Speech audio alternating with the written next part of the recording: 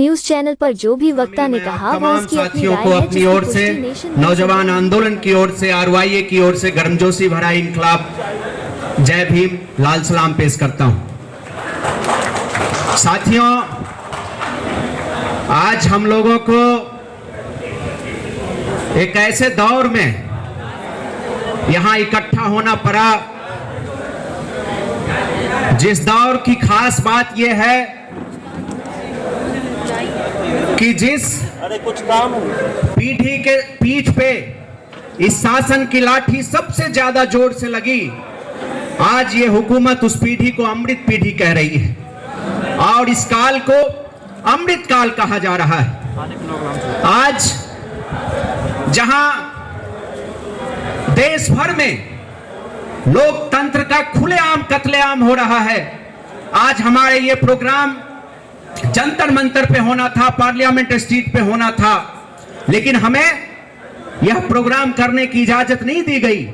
और इसके साथ साथ पिछले 10 दिनों से दिल्ली के अंदर किसी भी संगठन को किसी भी विरोध के आवाज को प्रकट करने की इजाजत नहीं है। और ऐसे दौर में हम देख रहे हैं कि किसानों के साथ क्या हुआ। किसान दिल्ली आकर अपनी मांग रखना चाहते थे और ये वही मांग था जिसका इन्होंने वादा किया था। उनके साथ दुश्मनों जैसा व्यवहार किया गया, उन पे गोलियां चलाई गई, टीयर गैस के गोले छोड़े गए, लाखों लाख कील बिछाए गए सड़कों पे ताकि वो दिल्ली नहीं आ सके, अपनी आवाज को नहीं उठा सके। तो इस दौर को और इस देश को ये हुकूमत मदर ऑफ डेमोक्रेसी कहती है। ऐसे दौर में आज पूरे देश भर में हम लोग यहां पहुंचे हैं। पिछले 3-4 महीने से एक अभियान चला के गांव-गांव में, शहरों में, मोहल्लों में, विश्वविद्यालयों में, कॉलेजों में जाकर हमने स्टूडेंट से, नौजवानों से बात की। उनके बीच हम लोगों ने रेफरेंडम करवाया और लाखों लाख नौजवान इस सरकार की 10 साल की नीतियों का विरोध किया, 10 साल की नीतियों को रिजेक्ट किया। और हम आज उसी आवाज को लेकर यहां मौजूद हैं, बातचीत कर रहे हैं, क्योंकि हम देख रहे हैं पिछले 10 साल में इन्होंने जो वादा किया था कि हम सत्ता में आएंगे तो हर साल 2 करोड़ नौजवानों को रोजगार देंगे। 10 साल से आपकी हुकूमत है, कायदे से 20 करोड़ नौजवानों को रोजगार मिल जाना चाहिए था, लेकिन आपने रोजगार देने की बात तो छोड़ दीजिए, अभी भी 30 लाख से ज्यादा केंद्र सरकार के संस्थानों में पद खाली हैं, उसको नहीं भरा गया। तो पहले से जो पद खाली था आपने उसको भी नहीं भरा। और इसके साथ साथ पहले से जो रोजगार की संभावनाएं थी, जो रोजगार के अवसर थे अलग अलग कंपनियों में, सरकारी संस्थानों में, आज वो सब के सब नीलामी के बाजार में हम देख रहे हैं। रेलवे को एक एक करके बेचा जा रहा है, कभी स्टेशन बेचा जा रहा है, प्लेटफॉर्म बेचा जा रहा है, रूट बेचा जा रहा है, स्टेडियम बेचा जा रहा है, स्कूल बेचा जा रहा है।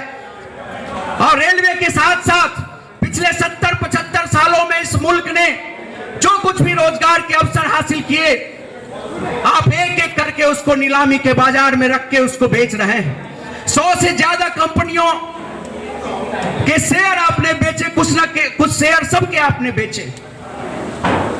ये हकीकत आपके शासन की है।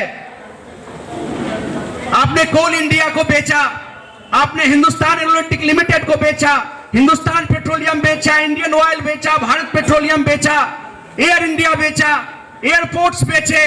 और पूरे देश में आप नौकरी देने का वादा तो करके आए थे, लेकिन आपने जो पहले से हमारे बीच अफसर मौजूद थे, आपने हमसे उसे भी छीन लिया।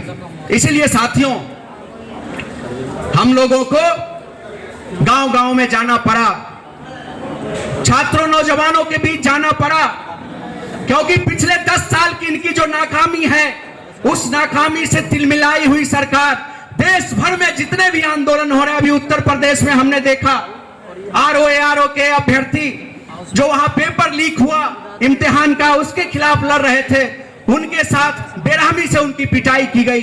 कुछ साथी हमारे बीच मौजूद हैं जिनको गिरफ्तार किया गया, जिनके साथ जातियां हुई।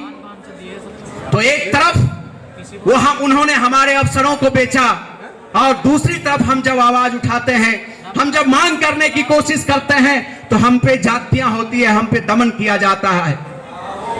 और ऐसा करके वो सोचते हैं कि हम नौजवानों के, छात्रों की जो आवाज है उस आवाज को खामोश कर देंगे। लेकिन हम बताने आए हैं कि हमारी आवाज को आप खामोश नहीं कर सकते, क्योंकि हम उसी मुल्क के नौजवान हैं जिनका 1857 का इतिहास है अंग्रेजी और देसी हुकूमत के खिलाफ लड़ने का, जिनका अंग्रेजी हुकूमत को इस देश से बाहर करने का इतिहास है। 70 के दशक का इतिहास है आंदोलन का, 60 के दशक का इतिहास है। और जब जब भी इस हुकूमत ने इस देश की जनता पे, अधिकारों पे जुल्म ढाए हैं, हमारा इतिहास है उसके खिलाफ मजबूती से आवाज उठाने का। इसलिए आप हमारी आवाज को खामोश नहीं कर सकते।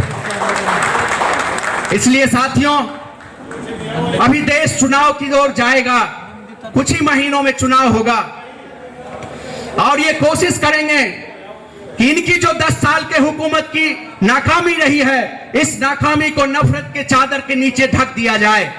ये कोशिश करेंगे कि देश के अंदर एक उन्माद उत्पाद का माहौल बनाया जाए, ताकि इस देश के नौजवान भूल जाएं कि पिछले 10 साल में आपने हमारे साथ क्या किया। आपने हमारे भविष्य को पीछे धकेल दिया, आपने हमारे भविष्य पे हमले किए।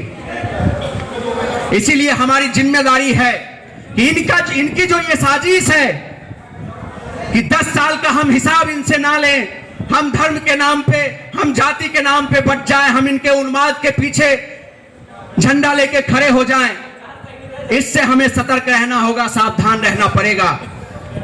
हमें नौजवानों को इनकी जो साजिश है इससे बचाना पड़ेगा। नौजवानों की एकता को कायम रखना पड़ेगा, नौजवानों की एकता को और मजबूत करना पड़ेगा, ताकि ये 2024 के चुनाव में जब हमारे गांव में आए, जब हमारे मोहल्ले में आए, तब हम इनसे सीधा सीधा 10 साल का हिसाब मांगेंगे और इनसे कहेंगे कि आप इस लायक नहीं हैं कि आपको फिर से गद्दी पे बिठाया जाए, आप गद्दी से बाहर होइए। और इसीलिए साथियों, आज के इस यंग इंडिया के इस रैली से, इस प्रोग्राम से हम लोगों को संकल्प लेकर वापस जाना पड़ेगा